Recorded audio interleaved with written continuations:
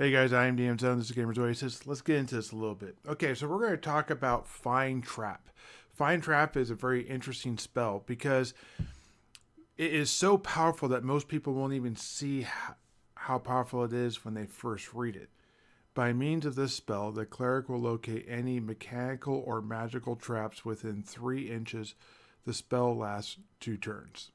Okay, wow.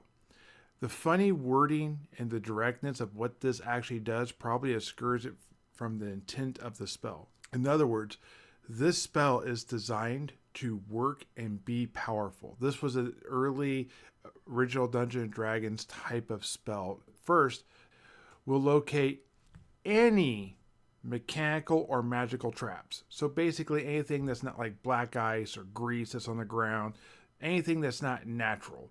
Second, 3-inch radius. That is massive.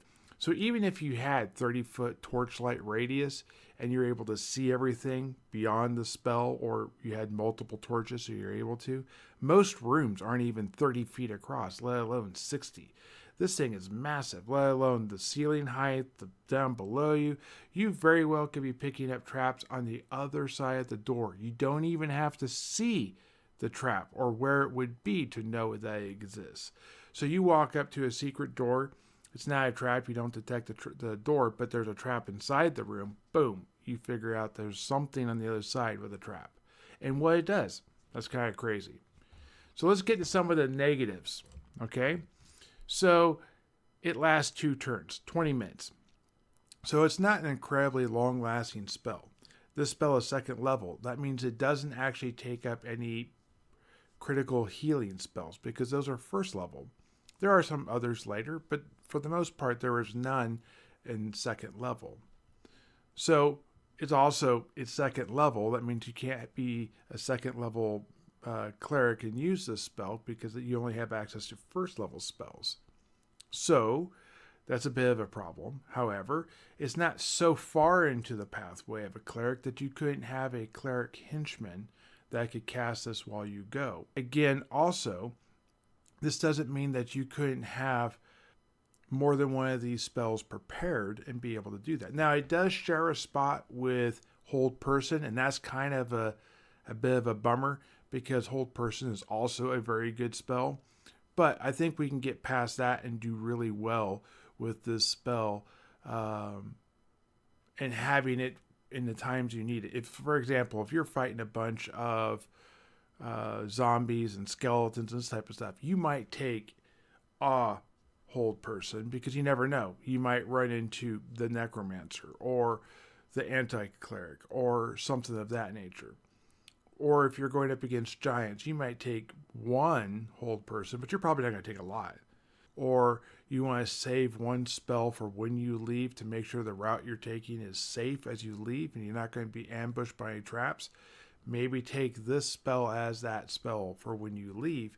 Then you can spend 2 turns running out without worrying about stepping on a trap, triggering things, and this type of stuff. This spell works automatically. It is like doing rock, paper, scissors. It keeps throwing paper and you're using scissors, right? You don't have to worry about rocks. You're using scissors. You're cutting that paper every time. It works every time. So that's a big thing. Now, I also kind of said let's put a pin in this one part earlier, talking about clerics only. When this was wrote, there was not thieves and there was not druids.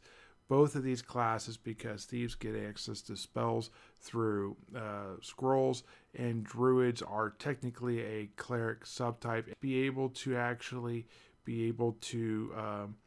use the scroll to be able to find these type of things, or maybe have it in their own list.